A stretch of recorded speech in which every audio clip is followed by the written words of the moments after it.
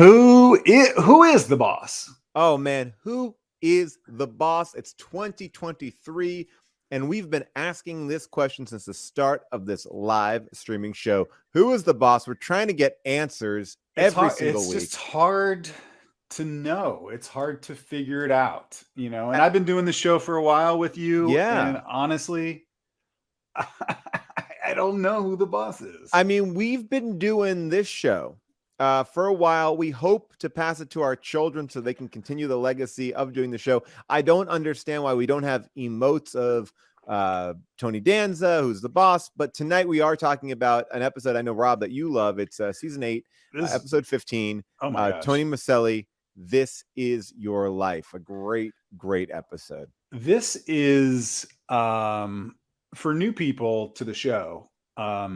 At some point we kind of changed the format of what we do. We used to have celebrity guests and stuff like that.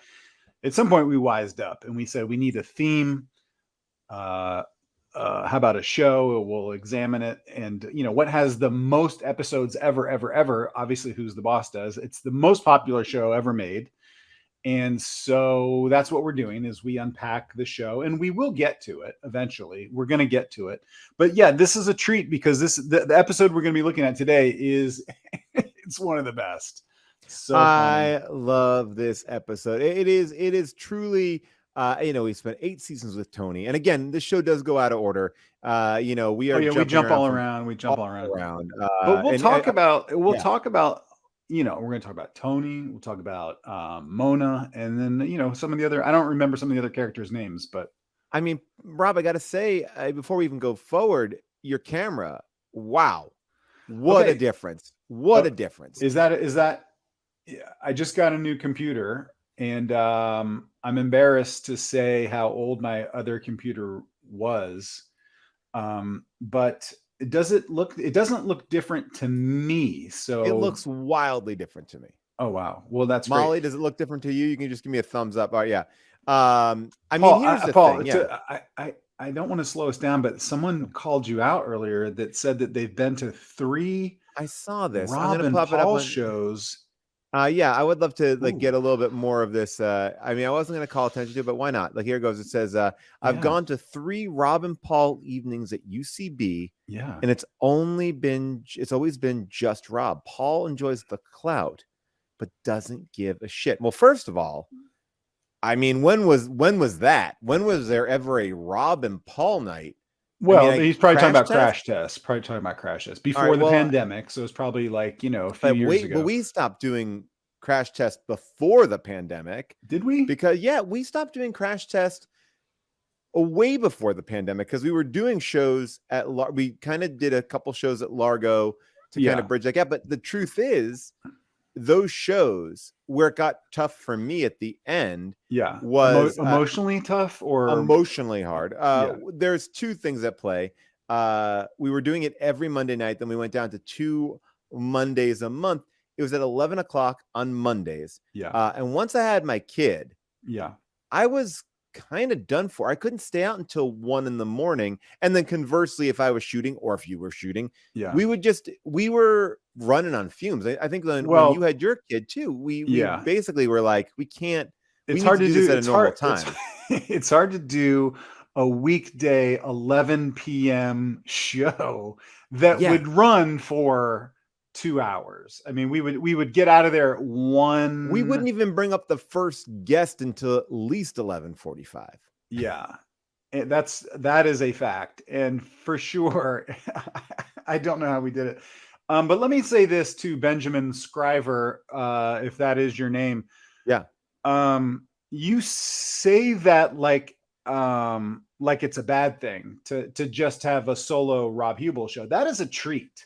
I would imagine, and I don't remember the shows, but I'm sure they were great. And I think your point is, Benjamin, that you want an apology. And so, Paul, if you wanted to apologize, now would be a great time. Well, I might apologize, but I want to break it down a little bit here because I enjoy the clout. What does that mean? I enjoy the clout. So I just want to put my name out there, but not do the work. But how could I be enjoying the clout if I'm not reaping any rewards of that clout?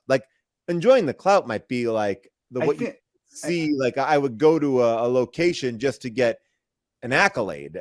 If I'm at home asleep because my child got up at 5 a.m. Okay. So he deleted his comment. Okay. Well, but that doesn't. Oh, Molly we can still address it. I mean, Molly says you got to do another window for your incognito thing. But whatever. Oh, okay, got it. Yeah. I'll fill time while you're doing that and say this. Even though Paul Scriven deleted his comment, there's no reason to delete your comment. There's no shame here. We're not. You can call us out. You can call us out. That's what the show is you hold us accountable. And we want that. We want to learn and grow from that. So if anyone has a grievance with me or Paul from anything, if you met us somewhere and we were rude to you, or you saw us in a restaurant, and by the way, I was rude to somebody recently. Gosh. Oh no, I was rude to somebody recently. Already in 23. I thought you made a resolution. No, it was before. I'm going to open up this link here. Let me get this here. I'm going to open this in incognito. All right, hold on 1 second and get that going. I'll tell you my whole story. Okay. I'm in. Okay. All right, I'm in. Yeah, Rob, I was rude to someone and I felt really badly about it because I think, did you already tell me this? Did we talk about it when I was in Vancouver? Maybe I can't remember. I don't think so. All right. So, I was on a family vacation and I was vacationing with my friends who have 2 children as well. And one of the places that we were going to, I should maybe take it back and like, we were vacationing at this resort. And at this resort, there are multiple restaurants. And you can say it's Disneyland. You can say it. It was Epcot Center. We were having a beautiful room right in one of that big ball. No, but we were in Mexico and we were at this nice hotel. And one of the best parts of this vacation, hands down, if I have any advice for parents, go to a resort that has an arcade because it was the best.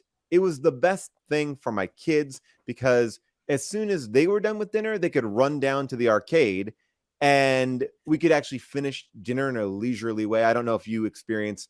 I would never let dinner. I wouldn't let my kid go to a arcade in a resort by herself. I mean, that's a recipe for disaster. The kids get abducted all the time. Well, this is a very safe place. We're in a very safe place. But, I mean, I don't know. You go to all those clothing optional resorts. The idea of my kids being nude in an arcade by themselves, I don't go for that. Well, I mean, again, it's about kids don't even look at clothes. I mean, that's a known fact.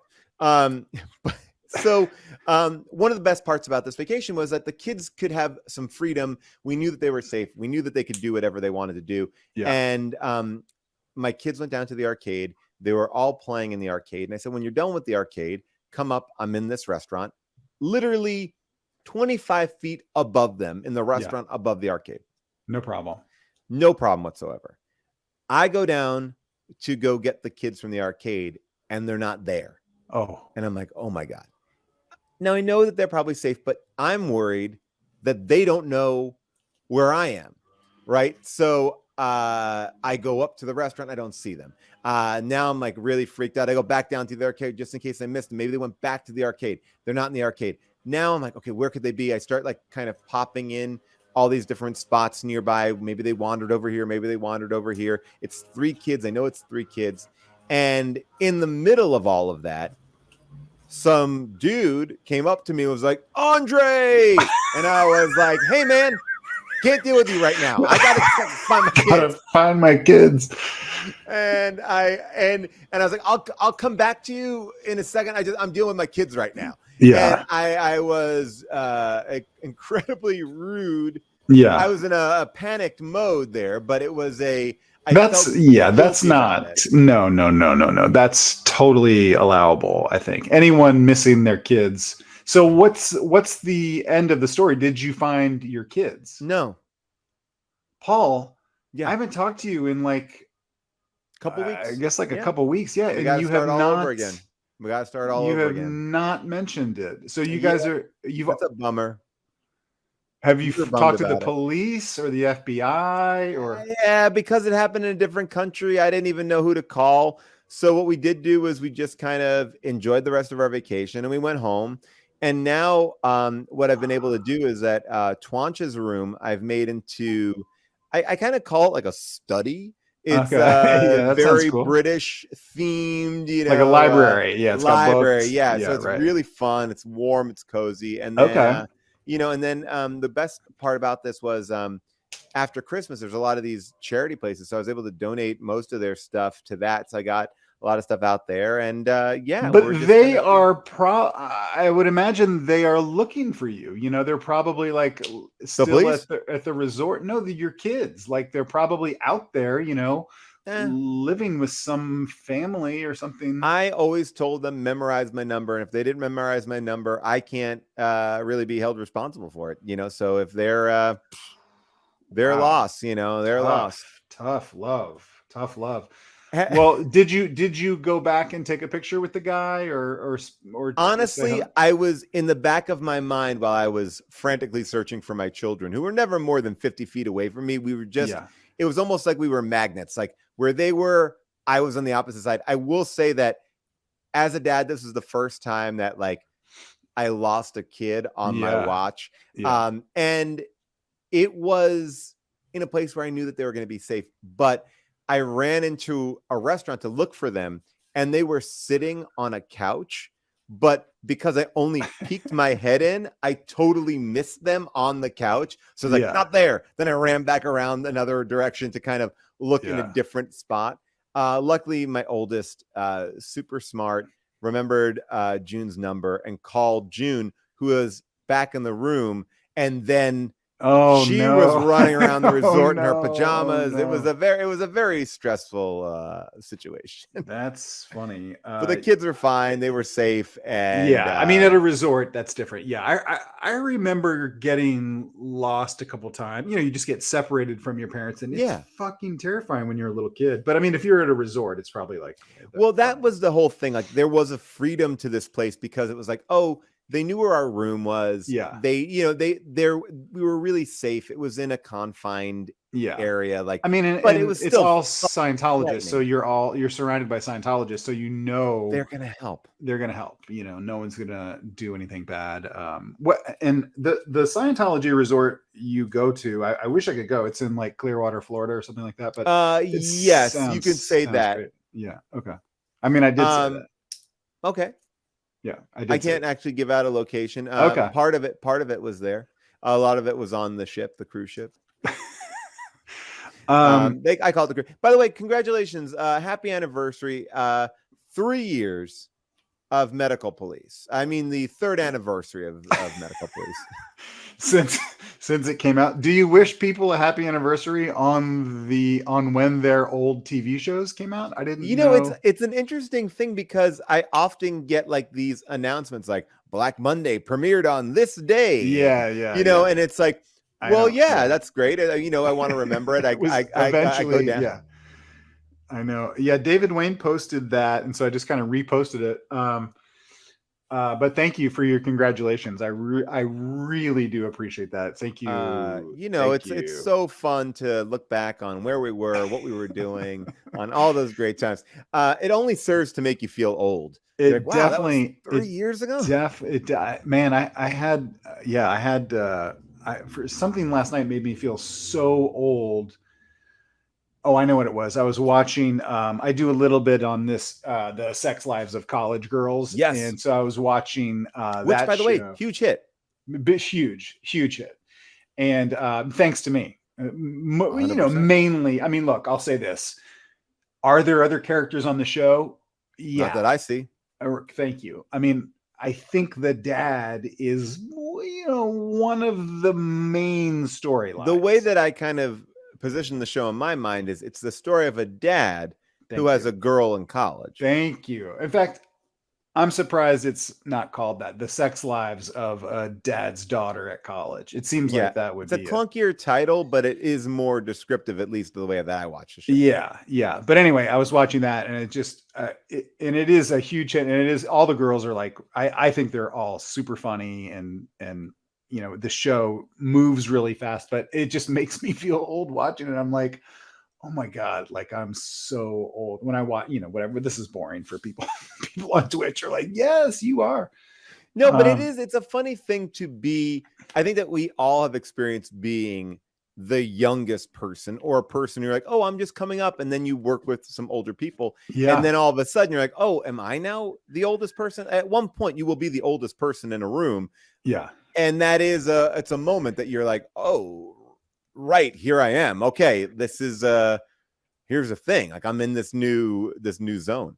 Yeah, that's true. I wanted to tell you, we haven't talked at all about your goals for the new year at all. And I don't like to say, I don't like to say resolutions, because that sounds, trendy or like they might go away.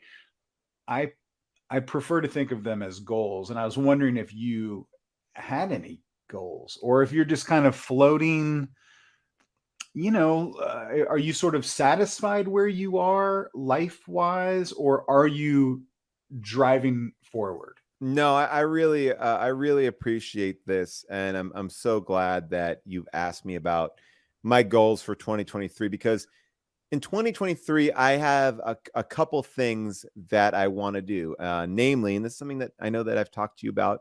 You've told me that you're not interested in it, but I would like to finally get up the courage to start my Boys to Men tribute band, which would be like going around doing all the Boys to Men classics. I'm looking for 2 other gentlemen. I've asked you. You say, what are some of the classics? Just because I don't know, I don't have the catalog on to say goodbye to yesterday. Well, that one is, that's pretty famous. They play that in the Emmys, and when they always show all the dead people to that. Well, I don't think they always play that one. I mean, I'm familiar with that song, is what I'm saying. Are there other Boys to big Men, ones? ABC, BVD. That one. Yeah. I think they also have. I think it's BBD, isn't it? Is it again? I haven't started. I haven't started it yet, so I don't know all the lyrics. But it's like I also know. I'll make love to you. Oh yeah, like you want me to. Yeah, like that is a great one. Or like I don't know how this one. On Bended Knee. I don't know the lyrics to it, but I know it off. I know that is a song of Boys to Men. Anyway, this is what I'm saying. So the tribute band, you're going to tour? Is that a touring opportunity? Well, the idea is to reboot. In 2023, I would like to reboot Boys to Men with me as a front man, doing all the original Boys to Men music, and then turning that into some sort of a Broadway musical, a la ABBA, I want to really kind of combine my loves, which is live theater, live, R&B performance, and put them together. Now, I haven't done either, so they're lofty goals, But what about you? I think that's a great goal. We've talked a little bit about this. You're putting me on the spot, but I was just going to do it and not talk about it, but now I will talk about it. One of my main goals is revenge. For 23. Yeah, I got to get revenge. I got to get the people that have wronged me. And there are multitude. I've talked to you about that privately, where I just feel like so many people have fucked me over, And I will say that I read a little bit, and I don't know if you want to talk about this, but you were mentioned obviously in the new book, Spare the Royal. Exactly. And I wondered, how you felt about that, him calling you out there, because I guess you brought him on the trip where his penis got frostbitten. I did. And I'm going to get him. I'm going to get him. I'm going to get all the Royals, all of them. And I'm talking about, most of your feuds are with the Royals. I would say 95% of my anger and most of my revenge is focused on the Royals this year. So I'm talking about the king. I'm talking about the new king, what's his face? Charles. I'm I'm Charles is king. I will get him. I will get him.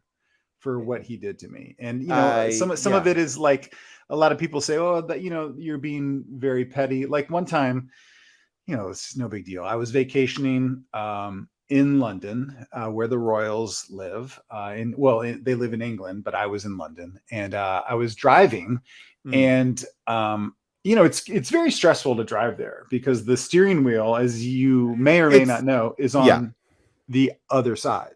It's crazy the way they do stuff there. I mean, everything. I mean, the accents. They call totally an elevator a lift. Right. Excuse me, it's an elevator. I think they call a cookie a biscuit. Oh my God. So, if you go into a restaurant and you order a biscuit, like most people do, you get like a cookie. Anyway, so I'm driving in London in my rental car, and I'm all discombobulated because the steering wheel, like I said, is on the other side. So what I decided to do was sit on my normal side, but drive over here. So right, you put your feet on the left. Yeah, you kind of yeah. So I'm doing that just because I feel like, well, it'll be easier for me to do it that way. Anyway, I go to change lanes. I put my blinker on, and this fucking car just flies past me, just pulls up next to me. I swerve to get out of the way, and I look, and it's, at the time, Prince Charles, now King Charles. So I was pissed. I was really pissed, and I've been pissed about it for a long time. So that's just one little thing that the royals did to me, but I will have my revenge for all of the royals. I'm coming so happy for you to hear it. I'm 23. I'm so happy. In 2023, there are so many things I want to do. The one thing that I think I'm going to do a better job at, my resolution is to store my classified documents better. Where can we store them? That's what's confusing. I have been keeping a lot of my classified documents in the glove box of my Chrysler Pacifica because honestly, it's so spacious. There's plenty of room in there. Does the minivan go inside a locked garage? Well, you know what? Not a locked garage, but the minivan does have locks on the door. So you couldn't just like walk by and get in the minivan. So I have to do better. I mean, I'm seeing everybody getting burned for these classified documents. And I got to do better. Wait. Something's going on with this Benjamin Scriver guy. What? Oh, was he back? I don't know. Someone's like, Benjamin Scriver. I think upset. He feels like we called him out, or he's upset. Ostracized? Yeah, I can't quite tell. Because I'll be ostracized as a result of my experience. What do you ostracize about Benjamin Scrivener? Benjamin, look. I want to get what like. Look, we're gonna give you. We'll give you your money back for watching the stream and getting. Well, no, I think he's talking about. Oh, maybe he's. Well, he said it was at UCB. But I think honestly, at this point, it's let's he's going to be ostracized. He's going to be ostracized. Hey, our houses were built in a way where no one ever expected any rain. Like it is truly everybody's house has a little bit of flooding. Everything starts leaking. We are not equipped. Gutters are just like exploding over. Totally. And houses also here are not built up at all. They're just like, they're on the ground, on the foundation, or there's a basement, which is, are totally getting flooded. But anyway. My driveway is built in such a way where like a corner of it is, I guess, now slightly lower than the rest of it. And there is a little bit of like a sewage drain in the side there. And with this kind of rain, it just all of a sudden, like one side of our driveway was just a small pool, and going out there and trying to figure out how to like basically like unclog a sewer grate but then at the same time, I gotta say, I feel pretty good about myself when I do it. Are you of the opinion, I don't understand why our state, and this is boring if you don't live in California, but I don't understand why we let all of this water go. Why isn't there a system of trapping as much of this water as we can and treating it for agriculture or whatever? Like, I don't get why the LA River just so people know, the LA River is a concrete aqueduct. It just it's from Terminator 2, where most of the times the LA River is just it's an empty piece of concrete. There's a minimal amount of water, and now it looks like skateboarders. It's for skateboarders, and there's a bike path next to it. But when it does rain, it suddenly fills up and becomes like a very dangerous situation. But all of that goes for miles and miles and miles, and then drains into the ocean. I don't get why we don't have channels that go off into big treatment facilities, and we treat that water and ship it off to farmers and whatever. Like, I don't know. Why do I have I know that right now the LA drought has really gotten so much better. Like, the drought problems here, like we have truly in the last couple of weeks gotten so much better. But the truth is, they need something like snow to really, for it to be slow seeping in. And so the extreme drought is gone. Now we just have a regular old drought. But it's and so I think there's an overdraft. Like, we're not built for it. But Rob, you are running for governor in the next round of governorship, right? I am going to run for governor. Yeah. I don't see why I wouldn't get elected, unless I don't know. Do they look? I have been arrested. I do some drugs, I do a drug that everybody does, which is, acid, caffeine. Caffeine. Thank you. But anyway, I don't know. So anyway, what you were going to tell me about Who's the Boss Con? Well, I want to talk about Who's the Boss Con. I do want to also just quickly ask you, last week, I know that you were in the city that never sleeps up in Canada. Yeah. And I said to you, if you're looking for something to do this weekend, if you don't get a chance to go back to your home here in California, I expect you to go see Megan, the Killer Doll movie. Now, did you go? I didn't. I thought you were joking. Did you really recommend me the movie? Yeah. I went to go see Megan. It was one of the first times I've been in a theater since I can remember. I don't think I've been in a movie theater to see the movie Megan. Okay. Yeah. I thought it was just like Annabelle on, or Chucky on steroids, Why not? Isn't that amazing? You say that like with disdain. Megan is out. I mean, Megan is A+. Oh, great. plus. It is. I'll go see it is truly aware of what it is doing and why they've made it. Allison Williams is great in it, but Megan is, a pretty bad robot. I mean, I was like, if you go in there thinking I'm going to watch a real fun movie about a robot and a girl, like Small Wonder. You remember that show, Small Wonder? I was shocked when Megan started, killing people, because I mean, no spoiler alert. Megan, this is a horror movie. I thought it was gonna be a kids fun movie, so I did bring my children to it, and they were frightened. But no, but it was really, it is really, really fun. I enjoyed it. Well, when I go back to Vancouver, when I get away from my family, when I'm with my family, they don't let me do anything. See, but June, Daddy, I know they want, and this is the thing. Like, a lot of times, you could just tell your kids, "Hey, I'm going to go run in there real quick, just hang out in the car." You go see a movie like an under 2 hour. You can't go see Babylon, but you can go see Megan, which is about like an hour 30, 40 minutes. You come right back, and they go, "You feel you were gone forever," and go, "I was just gone for a couple minutes." Yeah, I just went. Yeah, kids don't have a great sense of time. Yeah. Have you seen Babylon? I haven't seen Babylon either. I've seen Babylon. All I've seen is I saw Banshees of Inisherin, which I loved. Ooh, I want to see that. But I'm most excited for. Which one? And I don't know if it's going to be nominated for any Oscars. I don't know what people were saying about it, but that new Gerard Butler movie, Plane. Yeah, I don't think it's gonna be nominated for Oscars.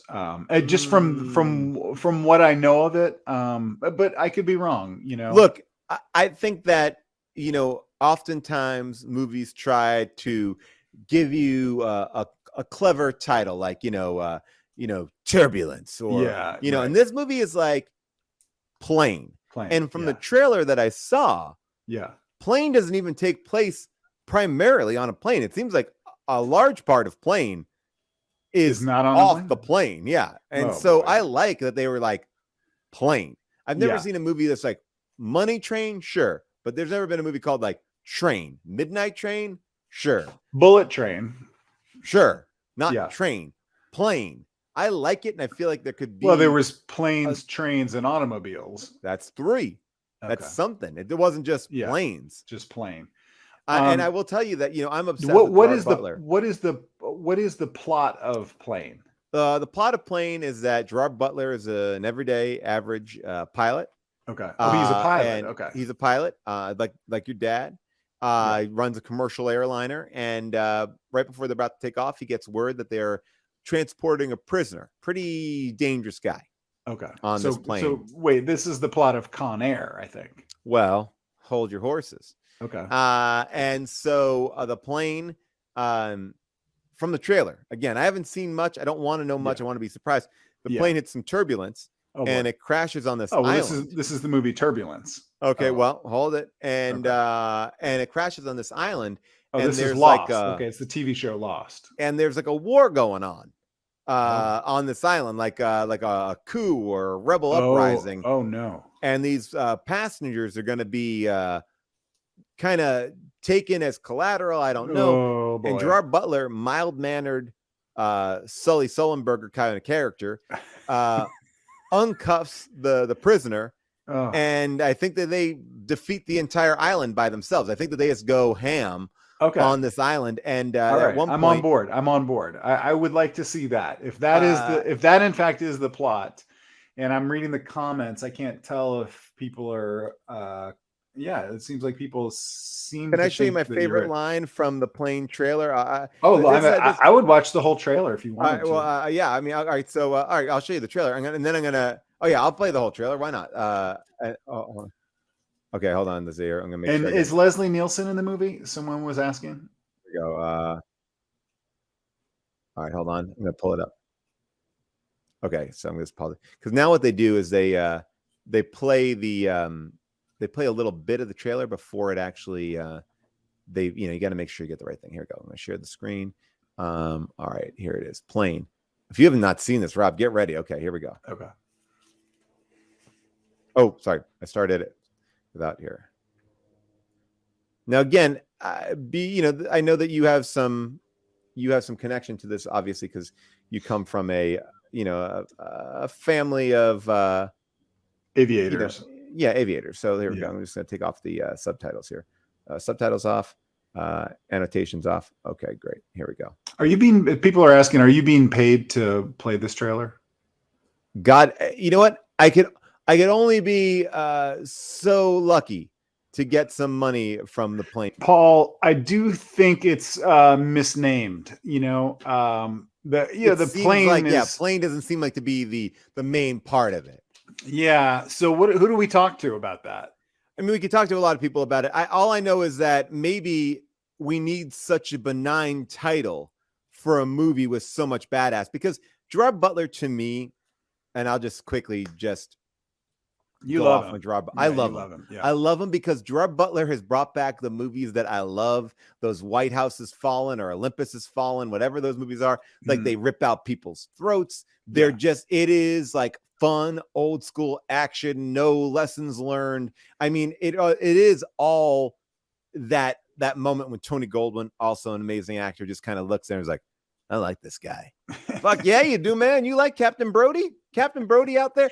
Brody, by the way, they better give me some explanation why this guy can start, just going to town. Like, he's not a cop. He is like a straight up Southwest pilot, ready to go at a moment. I mean, is he I don't know the movie, so I don't know if there's any sort of like bleeding over from any of Gerard Butler's other roles. Like, does he ever say, I'm also the guy from 300. Like, I am that guy. I'm a pilot, but I was in the movie 300. Did you see that? 300 is a distant memory to the work that Gerard has been doing. I'm talking about these new movies, Last Seen Alive, Law Abiding Citizen. Yeah. What was the cop one recently where he was that one's great. It's like he's like a vice cop trying to break down a burglary ring. It's awesome. But would he be in a brand new movie? I don't know the rules of movies. Can you be in one movie? Can you be in one movie and say, "Hey, I'm this guy. I'm a pilot, but I was also in another movie where I was a cop." That's kind of Gerard Butler's special sauce. Okay. Gerard Butler is essentially the Swiss Army knife. You put him in any movie, he doesn't make a difference. He could do whatever. He can be solving any problem, no matter what he is. A mild-mannered scientist, a mild-mannered vice detective, a mild-mannered Secret Service agent, a mild-mannered Roman soldier. He's going to kick ass. There's no doubt about it. Even I think in that movie, Ugly Truth, that he did with Katherine Heigl, I think he kicked somebody's ass. I will tell you this much. If you listen to How Did This Get Made, we love the movie Geostorm, which he's also in this movie Geostorm. Yeah. Sorry, is this a plug for your podcast? Well, I do want to tell one fun thing. We talk about Geostorm all the time on the podcast. It seems like people really talk about that movie a lot. And so what happened was the people at Lionsgate, they knew that we talk about it all the time. Metsukas is always yelling Geostorm. Yeah, we yell it at almost every show. Our opening of the show has it. And so the people at Lionsgate knew, and I get this tweet today. Here we go. Geostorm! Geostorm! What? Gerard Butler brought the heat. Is that specifically for you? Well, this is what it says from Lionsgate. It says, "Dear Paul and June, sorry for being late with your Christmas gift. Love, Gerard Butler." Boom. What? Oh my gosh. Well, now I see why you've been humping his leg this whole show. But that is, if that didn't happen, I need to give you some background. But I am all in. Listen, Den of Thieves is one of my favorite movies I've seen in a long time. That's the one I couldn't think of. Yeah. No, that's super cool. I think that's and also that he clearly has a sense of humor about Geostorm. Yeah. I think that the publicist walked him into it in a way that is true. We love Geostorm. We yell it at every show. Yeah. And he's like, really? He was surprised. Like I saw the longer footage of it, and he's like, they really like it. And they're like, yeah. He's like, all right, let's do it. And he jumps in and he Geostorms us right there. And I think, honestly, if you have no knowledge of our show and you're just, someone who follows Lionsgate on Twitter to see that. Yeah. It's not even a Lionsgate movie. Have you posted that? Not yet. I'm going to post it tomorrow because Gerard Butler did such a nice thing for us to yell Geostorm that I must make sure that I let people know to go see Plane as well. Now, let me ask you a personal question. And I don't want you to take this the wrong way. Sure. But I hear you that you love Gerard Butler and you admire him and look up to him. If you were in a restaurant, and this is hypothetical, Paul, so I don't want you to get upset. I know sometimes you get upset when I throw these hypothetical situations at you.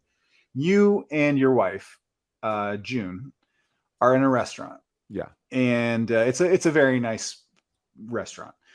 And you look over and Gerard Butler's having dinner by himself. And then he sees you and you're like, you wave and whatever. And he comes over and introduces himself. And then he, out of nowhere, gives June the indecent proposal situation, or he gives that to you. He says, look, Paul, I love that you're a fan of Geostorm. Your wife is lovely. I'm asking both of you, because I want this to be consensual, for $1 million. For $1 million, would you like to sleep with Gerard Butler? I would look at Gerard Butler in the eye. Yeah. And say, first of all, my wife's body, her decision. Okay. But as far as I'm concerned, you keep your mill, Gerard.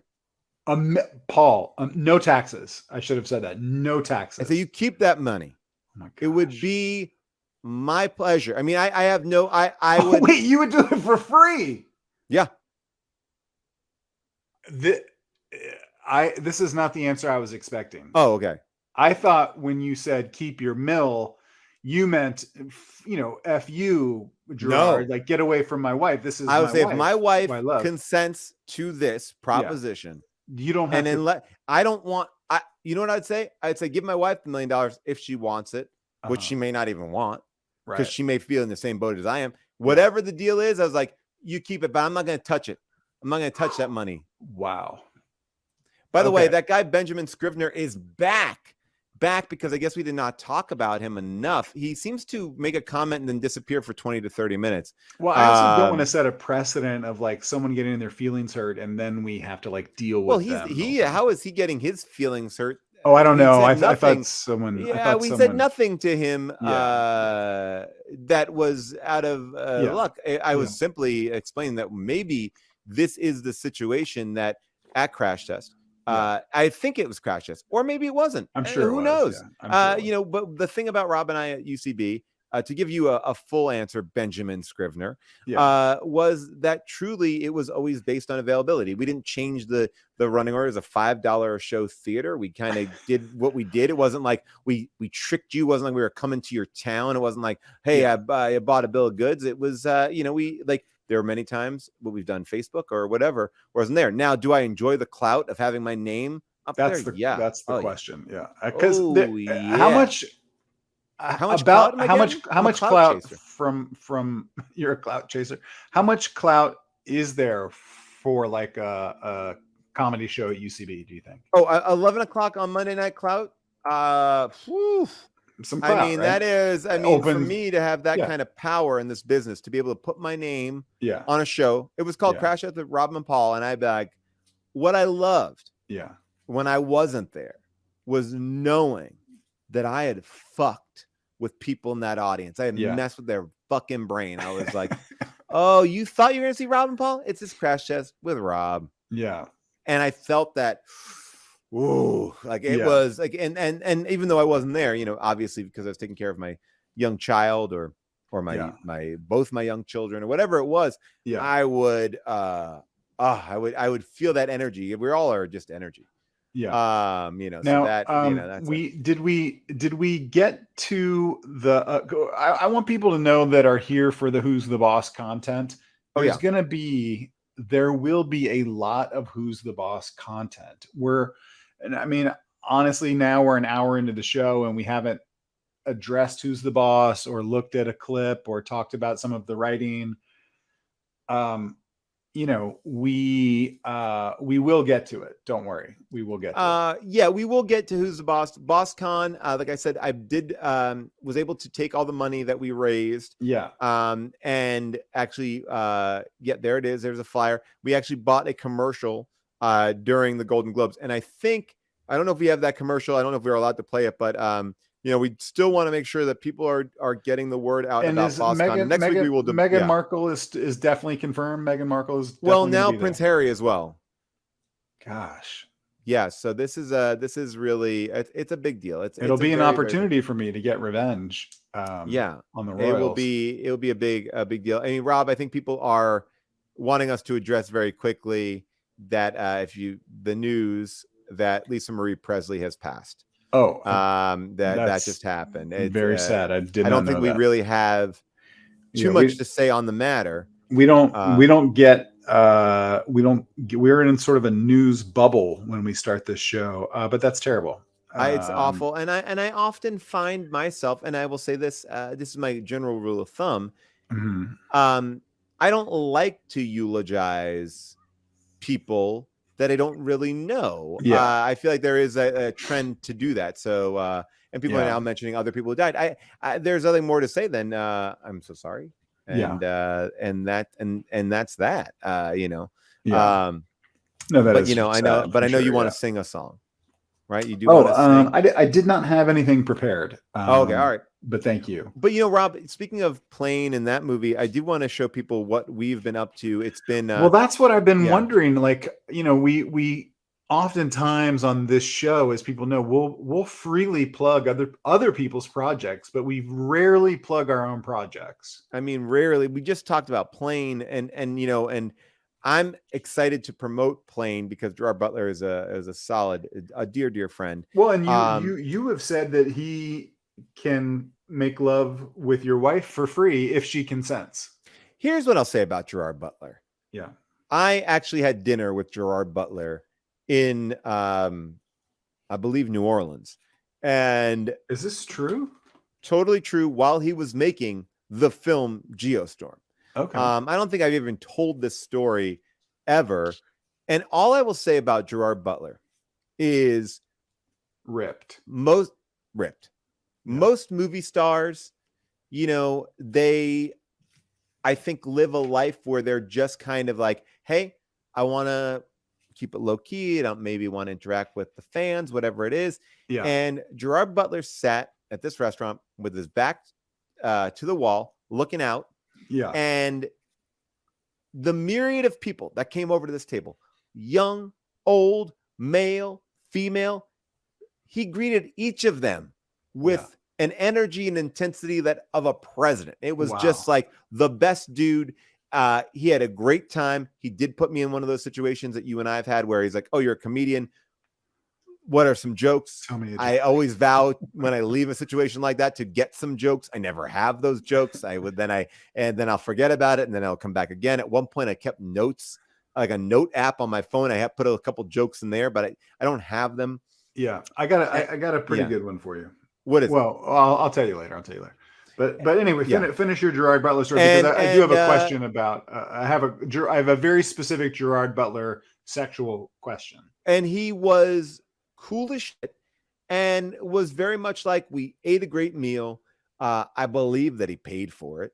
And then we went across the street to listen to music, and he was out there singing and having a great time. Like, it just felt like I was like, just you and Gerard Butler, or like a group of me, Gerard Butler, and a third, an agent that I know. And it was, I've never heard this story. I know, it's kind of funny. I don't ever tell it. It's not like I don't have even like a twist on it. Like, but he was just he was a cool guy. Yeah. He was cool as shit. Okay. He was super funny, super nice.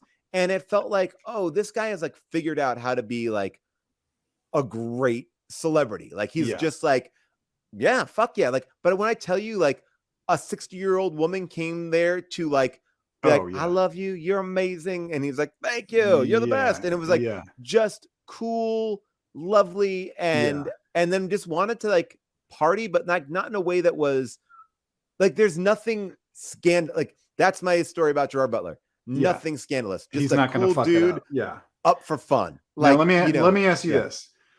I've been working on this for a while, off camera, below camera.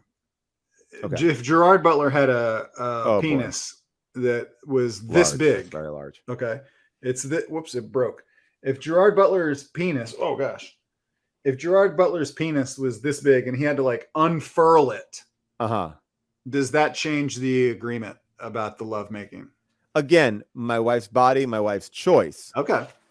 But for me, keep that money. I don't want it. I don't want it. If I could do anything for Gerard Butler, if my wife and Gerard Butler fell in love or wanted to have a one-night stand, I would do nothing to stop it. That's what I'm saying.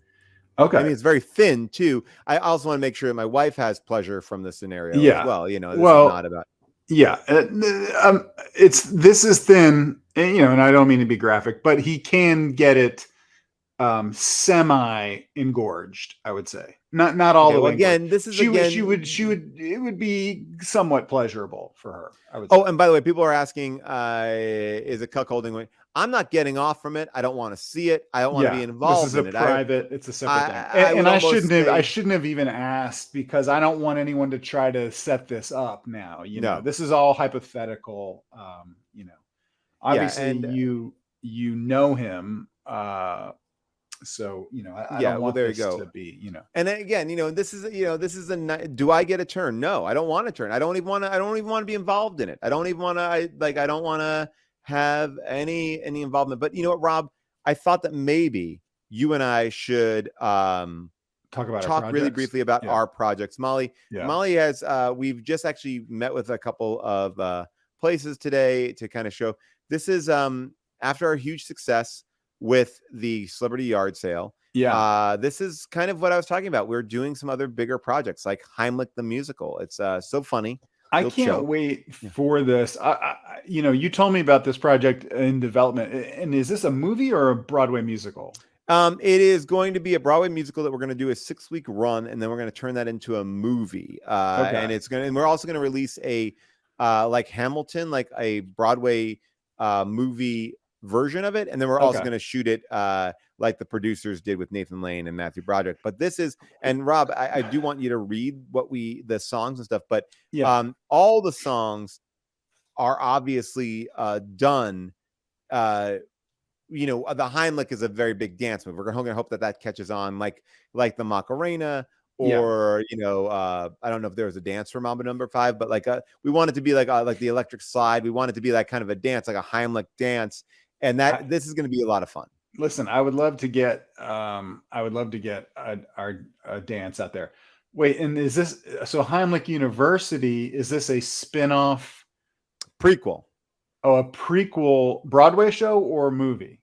This is not a musical, so we're gonna actually go obviously we're gonna go back to see where we learn the Heimlich, because obviously you have to learn the Heimlich somewhere at a university. We meet in university. It's obviously in London because we call it university. We don't call it college. And will we be the stars of the project, or will they, because it's in college, do they have to cast younger versions of us? Or no, they're going to Benjamin Button us. Oh, great. With digitally, or again, that's above my pay grade, and we'll figure it out. And this is, but I mean, this is the kind of a work I'm on board. Yeah. I'm on board for Heimlich, the musical, and Heimlich University. Everybody knows I'm a great singer. I haven't been doing too much dancing because of my injury, but I told you about, it's not a big deal. I was injured by a large snake, but oh my God, it's not a big deal. He crushed a few of my ribs. Have you ever seen the movie Anaconda? Oh my gosh. Yeah. This is not a plug for the movie Anaconda. I was in an anaconda situation where a very large snake, wrapped me up and squeezed me. So I haven't been able to do so much dancing lately, but I will. I'm looking forward to getting back into shape and getting to dancing, and so I will be ready for the music. Wow, this is exciting. By the way, Benjamin Scrivener is back, as we predicted. Every 20 minutes he posts a comment. Never can keep a conversation going with him, but he did post here being advertised for a thing, then after the fact being told, nah, it's not happening, thanks for your cash, is a bit off-putting. I said so, and I'm the ass in the stream. That's okay, but it doesn't change how things went. I'm guessing saying I don't want a $5 refund 3 to 4 times because that's petty as hell, but bringing it up and being mocked on a stream is also petty. So I reckon that we're even. Well, look, Benjamin Scrivener, I'm going to just come back to this and say, I think when you said, hey, what happened there? When you say I'm chasing clout, it seems like a larger issue. But I mean, again, we're not going to look at who to blame. I will say that every show at UCB at the time always said lineup subject to change. It was not a thing that was, these are recurring shows. Every Monday night at 11, every Wednesday at 9:30, the cast list never changed because that was the way the theater was run. But even with Largo, you never know. You never know when people are get a gig, when they can't show up. What you just don't know. You don't know your schedule. Yeah. You try. I'm more intrigued by this being mocked on a stream. I've never heard anyone be upset to be. And was he mocked? I don't even think he was mocked. I think he was we were just talking about he left it was no one knows anybody. I mean, he left it's like he left a Russian nesting doll. Yeah, he insulted us or me. And then he was like, well, I didn't want you to actually comment on that. I thought I could just anonymously shit on you and I wouldn't get called out. But yeah. So a commenter called him a Karen. Well, I don't think you're a Karen. Oh, okay. I think I get that you are upset, and I guess I forget. I'm guilty of this. I forget that these are real people with real lives, and I mean, I read the comments, and I always forget that. Yeah, of course, these people have feelings. Of course, But no one wants to. We're all just joking around, shitting on each other. Like, it's not a big. No one's mad at you. I don't think. Yeah, no, I think that he came in. I think the one thing that he's not acknowledging is that he's said I was up for the clout. He's not saying, "Hey, Paul, what happened? I went to the show and you weren't there. I'm bummed out." Well, if that was the case, he may be making a joke also. Like, okay, that may be like, like what clout is there at UCB at 11 o'clock? So, well, I'll have Benjamin Scrivener, that your $5 never went into my pocket. Rob and I never got paid for a single show at UCB. We never got over the course of the almost 2 decades that we performed there. So that $5 went to not Rob, not I. It just went to the wonderful people that worked at that theater and should have. Oh, great! Oh, Dignan has a good question. Why have guests shunned this show? It's not that guests. We just haven't booked anyone in a while. Well, we brought everybody. We really brought our A game to the celebrity yard sale. We could bring back guests. Yeah, a lot of times we could bring back guests. Sometimes it's more fun we don't get to see each other very much. So, and we like to go deep on who's the boss, which we're gonna do. We're gonna get in there. We're gonna get in there. Gonna get into it. We'll bring guests. People always want guests back. But you know what? Here's the thing about guests. Are you still mad at Jerry, by the way? Jerry O'Connell for blowing us off during the big live stream. Jerry's not here. Jerry is not here. Fill time. When that went in there, when that came into my ear, Jerry is not here. Like, what? The next time Jerry hosts a live stream, I'm going to go on there and I'm going to be, Jerry, I invited you to my live stream and you did not come. You are a clout chaser. You made me advertise you. But yes, we will have guests again. The thing that people don't realize about guests, and Rob and I know this too well. It's expensive. It's we like to pay people like a couple $1,000, and there's a fee. Yeah, Paul always asked me to give them a little money, so I give them a few thousand, but it's expensive. And I appreciate that. By the way, I'm getting this Buttonhead. Do you know something that I don't know here, Paul? I hope you're going to be on Impractical Jokers. Well. Your wish came true. I'm going to be on Impractical Jokers. I already shot it a couple months ago. Is that true? It's gonna be, yeah. Oh, there must be a promo. There must be, maybe he saw. There must be a promo. Yeah. Maybe he saw that. How was it? I didn't know you did that.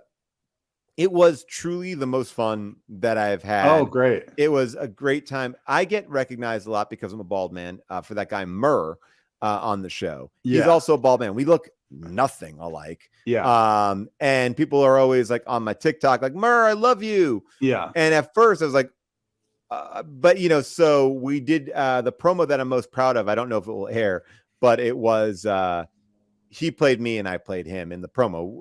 And I felt like that was a nice, fun inside joke. And are you allowed to talk about the nature of the prank or no? I don't know, but I can say this. Yeah. Without getting specific. Was anyone hurt or burned? No one physically. It is a prank that is truly wild. And I will say that the premise of the prank was people were coming to see a live game show taping that Paul Scheer, was the host of. Oh, great. So that's great. That's a great setup. Was the the premise. Yeah.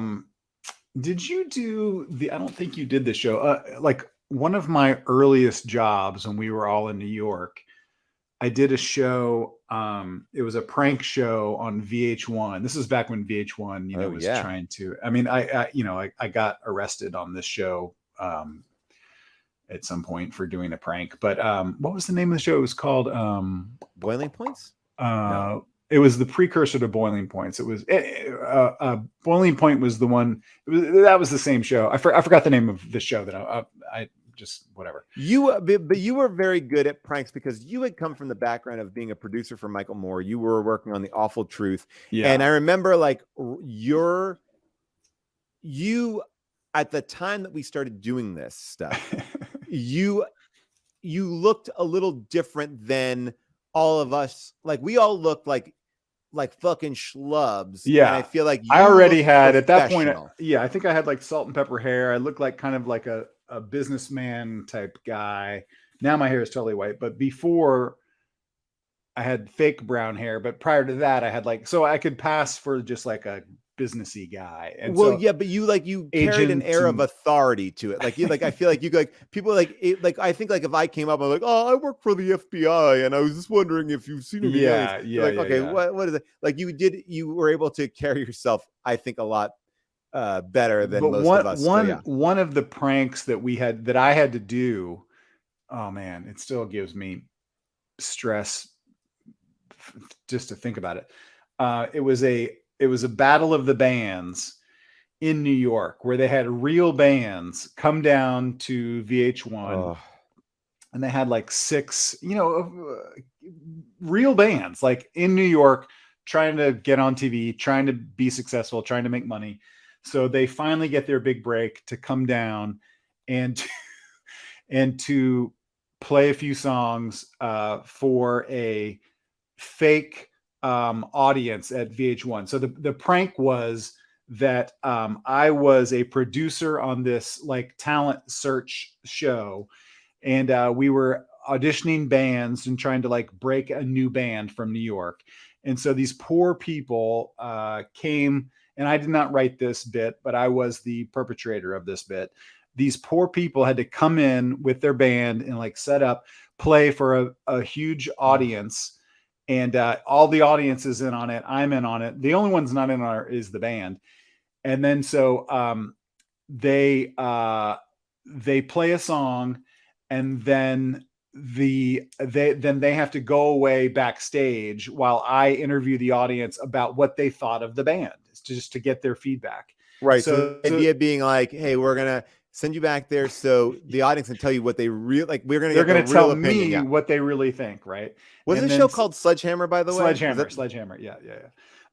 So I had to do this all day long. A band would come in, totally nice people, trying to make it big. They would play a song, and then they would go wait in the green room where they're being sequestered, where they had no information about how it went or whatever. So of course the prank was, in the green room, the monitor would come on, the feed to the studio where I'm talking to the audience. And so the audience was told to love the band, to like go crazy for the band, and like have all these great, very effusive things to say about the band.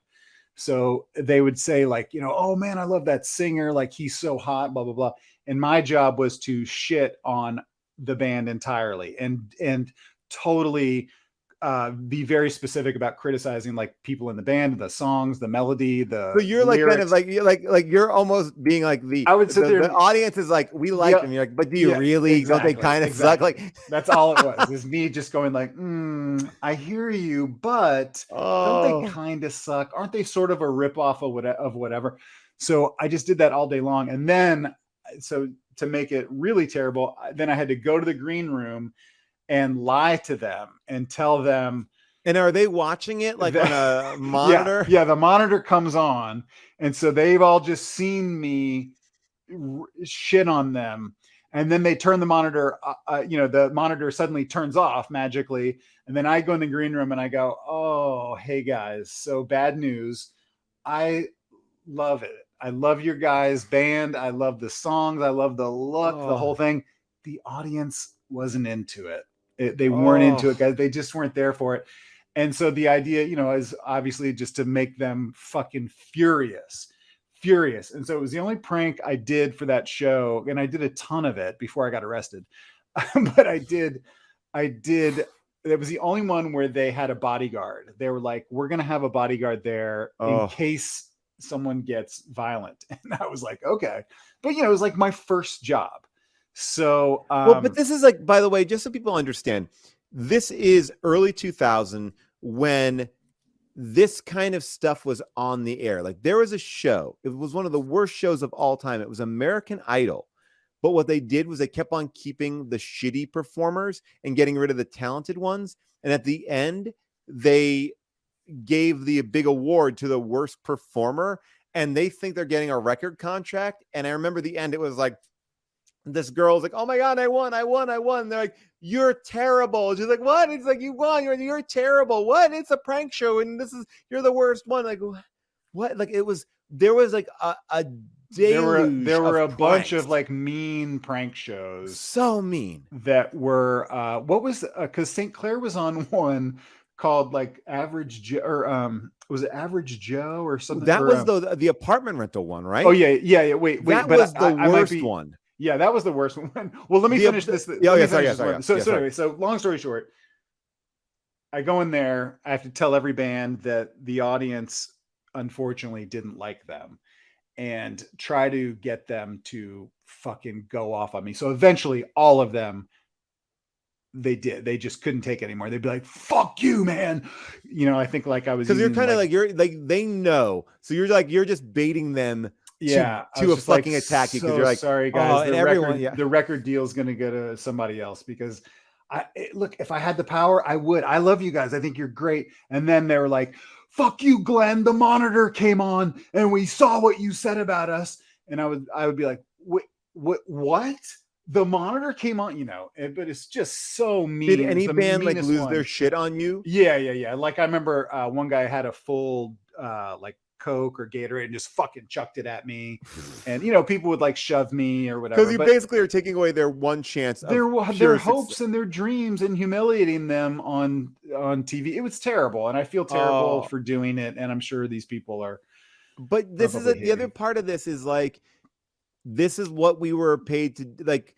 It was like we were trying to make. I know, it's just like it's terrible when you're just starting. You'll just take any job. And I was like, oh sure, and they weren't all mean on this show, but the apartment one was crazy. St. Clair, I think, was on the apartment one where the apartment one was wild. The apartment one was. It's for people that don't know. Obviously, it's really hard to find a great apartment in New York, and so the producers of this show, and I forgot the name of it, but it was like they had this fucking huge, awesome loft in New York. Super cheap, like very affordable, and they had a new they had an opening for a roommate. So the idea of the show was, come and we're going to try it out and meet all the roommates. Because it was like on a Craigslist. So you would look and be like, oh my gosh, like $400 and 3,000 square feet. It was like, it was too good to be true. And I believe that the bit on St. Clair's show was that all of the room, the place is amazing and it's super cheap, but all of the roommates were nightmares. Like they were all improvisers. You had to basically stay a night in the apartment, and they gave you every reason to not get the apartment. And what the problem with the show was, New York City real estate was so competitive that even with these nightmare roommates at the end of the sleepover, they're like, do you still want to live here? And they're like, yeah. And they're like, actually, it's not a real apartment. And it was like, whoa. And it was like, but people are like, wait, what? So I wasted like a whole fucking 15 hours here. So many of those shows never thought it through to the reveal where the person's just like, this is not cool. Like, this is, I really need a place to live. Like, this is really terrible, By the way, somebody just pulled up this thing, that show I was telling you about the terrible singers and stuff like that. Yeah. From IMDb. It was called Superstar USA. The audience members at the contestants' performers were told the contestants were terminally ill. So the audiences cheered at the terrible singing. Oh, man. There's so many terrible tricks that producers do. I mean, obviously everybody knows this. It's watching reality TV, but like it's all set up. And someone said in the comments, but they signed a release. Well, you have the people sign the release before they know what they're right, in for. So that's maybe be on VH1, and you don't tell them what they're doing. You just say, hey, before Giuliani we signed a release for Borat. It's getting someone to sign a release is very easy. I was very good at that. The one thing that that I remember about the show I worked on was it's all cloud chasing. The show that I remember working on was the antithesis of that, what was called Make My Day. And Make My Day was yeah. It was a positive prank show, and the idea was we would do recon on a person. Like you would say, oh my gosh, I want to set up my friend Rob Hubel. He's been having a hard time. He just got fired. He always wanted to be a singer, blah, blah, blah, blah, blah. And we would start to get this like dossier on people, and then we would pick somebody. And for example, we picked this one guy who like loved James Bond, and He didn't have a girlfriend and all this sort of stuff. And then what we would do is, while they were out, we would install hidden cameras in their work and at home. And from the moment they got up to the end of the show, they were on hidden cameras and they didn't know it. And everybody they interacted with was an actor creating this fantasy day. And they just have the best day ever, right? Like everything. Best day. And then, I mean, this is the worst part about it, because you think, oh, well, this is a great show. It's making people feel good about themselves. But at the end of the day, it's like, they go, and by the way, you were being pranked. The world is not that great. Yeah. And it was like, it took away everything that you thought was good. And we didn't realize it, because I was a writer on that show and I was also on it. And you didn't realize it until you saw the look on people's face, because they would be like in a studio rapping with like Kid from Kid and Play, or they would be like, in a high stakes poker this hot game girl was paying attention to me in the park. I met Mario Lopez on the street and he wanted to have coffee with me. And it was like everything was built around this. And it was like, oh my Lord. I'm surprised that these prank shows have not. Well, I guess we started talking about this because of Impractical Jokers. I guess that sort of like became, that one is really funny and not a bummer of one. Like they figured out. Impractical Jokers to me is about them like pranking each other. It's like Jackass. It's more fun. Yeah. Like they're all in on it and they're letting people react to them, but they're not making people like a part of it. Like the show that I'm hosting. They're the butt of it. Yeah. Yeah. Like the show that I host in the Impractical Jokers, like the audience is like, what the fuck is this? And I kept on like we would go to commercial break. I'm like, isn't it crazy? This is nuts. I mean, it's Japanese game show that we were translating. I really like, because I said to them before I went out there, I was like, let me come out like Letterman used to do before Letterman and just talk to the audience. Like, guys, it's my first time hosting it. I'm a little bit nervous. We're doing this and we're doing that. Like, I just kind of really soft sold it to them.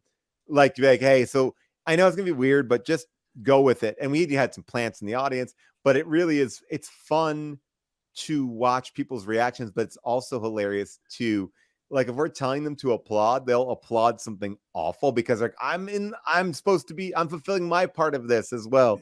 Yeah.